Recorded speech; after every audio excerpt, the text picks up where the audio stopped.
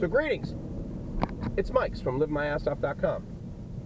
I just stopped by the grocery store and to get some Triscuits, which I love. I just hate the spelling.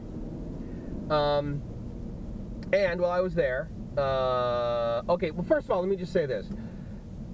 Is it your experience that you need to experience someone who has less, or someone who has a disability, or someone who has challenges compared to you, for you to be grateful for what you have? So, for example, do you ever drive by or walk by someone who is clearly homeless to be grateful that you have a home?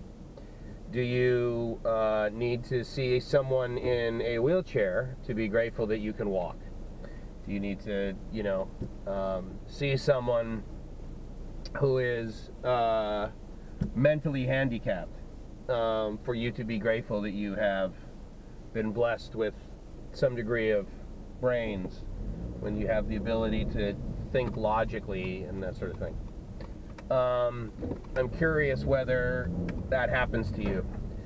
I label myself as being mildly mature, or having matured with my gratitude, and that's something that I talk about quite a bit, because I can get grateful that I have legs without having to see someone in a wheelchair, or some paraplegic kind of thing. So what fueled me to just start talking about this? So I was in the grocery store, and there was this woman there. Let's, for the sake of argument, we'll say it was this younger girl's mother, and the younger girl was clearly mentally handicapped. And so whether you label that as being retarded, or I don't know what the other mental deficiency, I'm sure that there's some politically correct word, but you get the idea. And if I'm using verbiage that offends you in any way because I'm labeling this person incorrectly, then I apologize. But what my point to this is that I paused, and I was, so one thing, ever since I started shopping at Costco, I no longer have the expectation that I am going to get through a line with the speed with which I believe I should. And so having that very realistic expectation that it's going to take as long as it's going to take, and the people in front of me are potentially going to take longer than I'd like, then I am never disappointed with the amount of time that it takes me to get through a line at a grocery store. Because Costco, you look at it and you're like, oh my God, this person in front of me has 97 items. And clearly they're not as sophisticated and as well versed as I am at the Costco process. So they're going to take much longer to get through this. So I'm going to get frustrated, and that, it just makes me feel more comfortable in my own skin. Combine that with the fact that I've been able to observe other people get visibly angry at those around them because it's not moving fast enough, or they're not doing the way that they should, the checker or the bagger or whatever. It just makes me just so happy that, I'm like, you know what, we're going to get through this whenever we're going to get through it. So this woman is in front of me, and as part of her checking out, what she's doing is she's trying to teach her mentally retarded daughter, or younger person who was with her, who knows, maybe she could have been her chaperone, how to use the bags that you bring with you versus, asking the checker for bags. And so it's taking longer. And there was someone behind me that, gave the old, because they needed to buy their $18 worth of whatever. And I honestly, I don't judge that and be like, oh my God, you're so obnoxious, how could you possibly be? But I gotta tell you, I sort of diagnose it, if you will. I review it and say, I'm really psyched that right now I don't believe that I should be getting through this line any faster than I should be.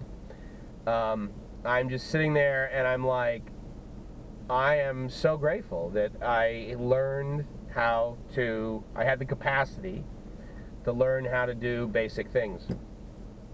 When I was younger, at the, if you will, average age that most people do. Meaning that I learned how to speak English starting at whatever age, 2, 3, whatever. That I was able to go through the grades that I was able to go through at the rate with which the rest of my peers went through it. So I was in 4th grade and 5th grade, and gratefully I never, you know, stayed back. Although, I'll tell you, the amount that I applied myself in my senior year of high school, one could argue, yeah, well, you weren't real grateful at the time, dude, because you really kind of slacked off. And I just wasn't into it for whatever reason. But then I'll tell you what, when I got into undergrad, man, I really loved college when I first got into it, to the point where I made a massive mistake in like my 2nd semester, my 3rd or whatever, whereby I got really cocky and I took way too many units in way too many difficult classes at one time, and couldn't get my ego out of the way, and then with my tail between my legs I had to drop a couple classes and retake them. And so, you know, it was a learning experience, but nonetheless I was grateful that I had the ability to have the brains. So anyway, so that just sort of made me think of that and think about, kind of reflect on a couple of things. I'm grateful that I'm clean and sober, and I don't need to see a drug addict or alcoholic who's suffering in that disease to be grateful for it. In fact, I can be surrounded by nothing that has anything to do with dysfunctional relationships or alcoholism or drug addiction or codependency or whatever. I can just be in a place and be like, man, I am so grateful I'm sober. You don't even know. I'm so grateful I got to wake up this morning. And anyway, so I just thought I'd share that with you, because absolutely there are still times in my life where I need to see a scenario of something that reminds me of how freaking grateful I am to be able to, or to have the ability to, or to, you know, have the funds for, or to have the fingers to. But rarely am I like, thank goodness I have this bald spot. I'm